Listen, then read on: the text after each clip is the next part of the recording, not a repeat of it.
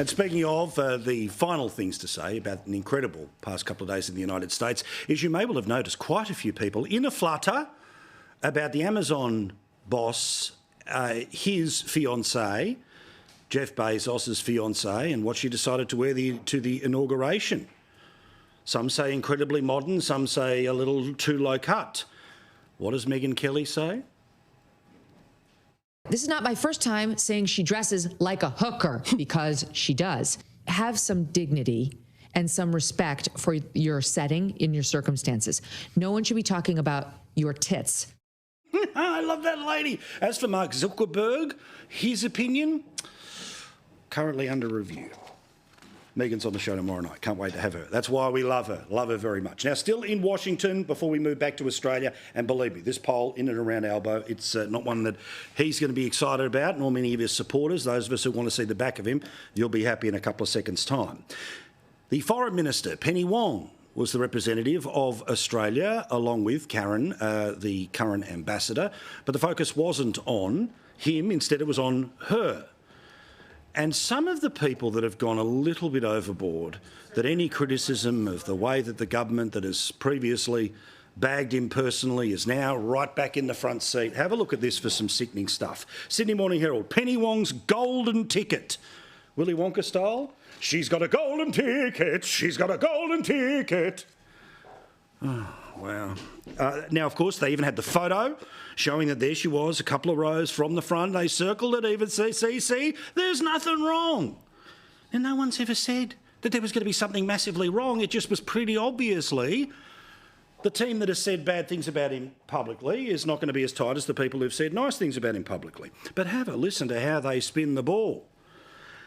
Penny Wong and Donald Trump, the cerebral, cautious champion of Labor's left and the brash real estate tycoon turned Republican hero, otherwise known as president. But anyway, it hardly sounds like a match made in political heaven.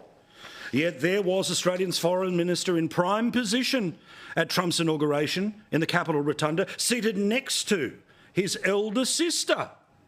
It goes on.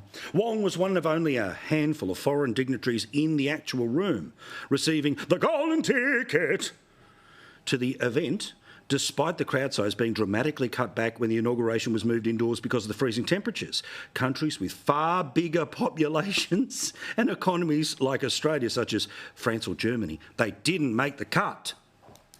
The vast majority of countries would have been desperate to trade places with Australia as they navigate the choppy waters caused by Trump's remarkable return to the pinnacle of global politics. OK. And it's all Penny Wong. She was able to work out exactly where to sit and all the rest of it.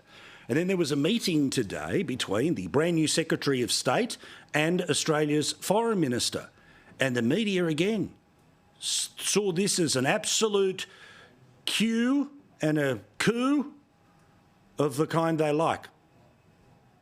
As well, Penny Wong, one of the first foreign ministers to meet new Secretary of State Marco Rubio. Not even 24 hours into the new presidency, and the White House had an Australian guest, Foreign Minister Penny Wong. US Secretary of State Marco Rubio is side by side with Australia's Foreign Minister. OK, great. But calm down.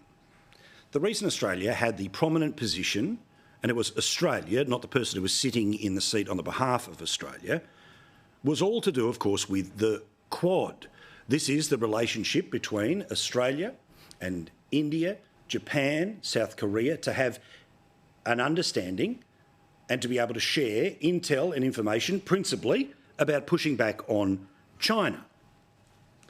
Now, the reason that whoever was representing the Quad got the great seats on the behalf of the Quad, well, it has to do with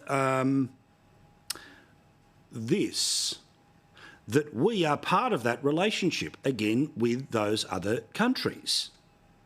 And all of those ministers met today with Marco Rubio. India, Japan, Australia, the United States. I apologise, South Korea, not part of it. Those are the four countries. They all met with the brand new Secretary of State. And I'll tell you the reason why the Quad gets the billing that it does in terms of foreign policy and Donald Trump specifically. And I'm sorry, I issue a trigger warning. You are about to see a ghost of Prime Ministers past. Because you see, the Quad was revived by Donald Trump in 2017. And in the same way as he views the Abraham Accords as the key to Middle East peace, ones he put in place, he views the Quad and Australia, Japan, the United States and India working together in that Quad. He sees that as the way of trying to battle China. So, yeah, OK, great. Here's the deal.